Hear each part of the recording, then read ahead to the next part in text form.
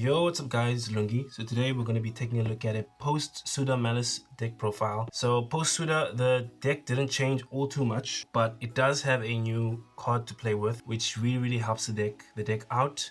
It's a template skipper, and it's able to special summon itself to a zonaling monster points 2, and also it can banish a Maliss monster from the graveyard and then copy the name. So that's really useful because that'll allow you I guess play around like disruption. For example, Dormouse gets aided by Imperm or something. You can just link it away and just some template skipper, banish the Dormouse, and then Dormouse will summon itself. But that also kind of allows you to sort of play around Imperm as well, because if you have template skipper, you can just normal summon, link it away, special summon templates, banish the Dorm, and summon it back, and then you can use the Dorma when you have like linger. So that's another way of dominance. So anyway, let's take a look at the deck list. So of course, three Dormouse, 3 White Rabbit, and 3 Cheshire Cat. You want to just max out on all the Maliss cards, make it as consistent as possible. Also making your support cards like Gold Sock much better as well. You want to just start with a Maliss monster, and then if you get stopped by something, then you just play your other cards on top of that. 3 of each one. 1 copy of Code of Soul, 1 copy of Template Skipper, and then 1 copy of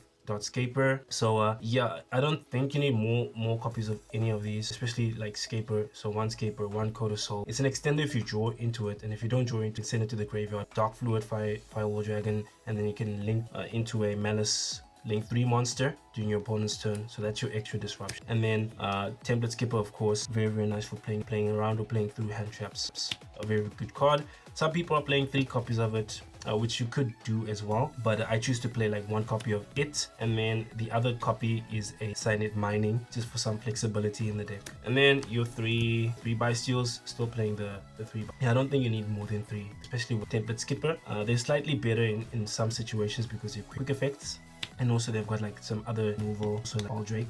3 Bystials, then the hand traps, 3 Ash of course, and then 3 Droll. So Droll is a bit different in this deck because you'll use Droll like on your own turn. If your opponent like uses like Malcharmy or something, then you can just use Droll and lock, but as soon as they draw 1 card, then you can just like full comp. So this allows you to play under Maxi and under like Charmy. So you basically just like draw yourself, and then you can comp. You don't care so much about like searching. You only search like one time. That's with your Red Ransom. And then after that, you don't need to search for any card. And then 1 Nib and the two Maxis cards. And then for the spell cards, 3 copies of Underground, just 3 on you. 1 Cyanide Mining, 1 Allure of Darkness. Allure of Darkness with 2 Sarks.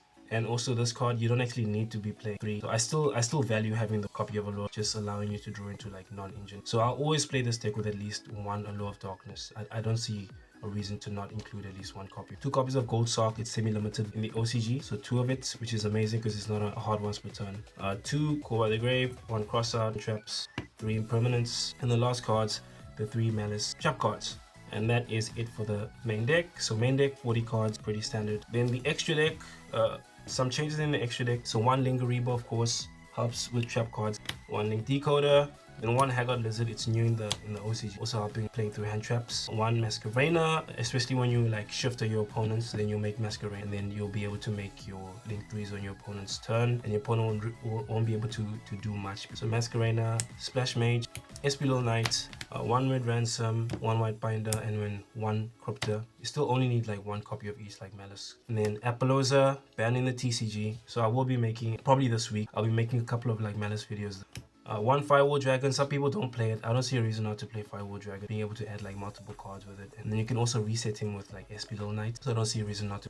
Access Code Talker, and then Neo Tempest. And then the last 2 cards, your targets for Tempest Hurt. So obviously you send this on your turn. This is optional to send on your opponent's turn. Some people play Pack Bit, which you could do, but I don't really see space for Pack Bit. I guess you could take this one out for Pack Bit against like certain decks that like need a specific monster. Yeah, for example, like I don't know, like Memento. You can put one of their monsters in their back row and kind of get in the way of a lot of their combos and stuff. So yeah, there is some value in playing Pack Bits. And that is it for the deck list. Alright, so combo wise, not really anything too different, but having like a Maliss monster and then having your template skipper.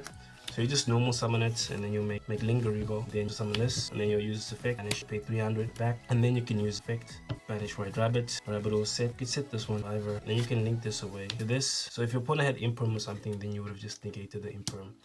Also Dominus Impulse, that's also important. You can use these 3. You can keep this on the field just to be able to still negate. And then trigger 1 and 2, summon this back, add the field spell, add this field spell. And then in the OCG from here in the OCG, you'll just you'll make Apollousa. Alright, so we'll make Apollousa, and then we'll activate Underground. Then we'll just go into the combo. You're just gonna speed through it. Alright, then you end your turn. So we've got the usual setup of Apollousa, Tempest Hurt, and then a Spell Trap Negator. And then we've got the Reviver for summoning back the White Binder, and then turning on our Maliss engine during the opponent's turn. And then during the opponent's turn, Tempest Hurt can send Aggregator or can send Code of Soul. That really depends on which deck you're facing. If you're facing Rise-Yo, then sending this card is just better, because then you can send, because then you're also able to make, like, you can also make Firewall Dragon. You can make Firewall Dragon, and then you'll be able to have like 3 co-links. So you'll be able to bounce their 2 monsters for XC summon, and then also bounce back 1 card from your graveyard. So that is an option as well. Anyways, that's it for the video. Please leave a like, comment, subscribe, and I'll see you next time. Peace.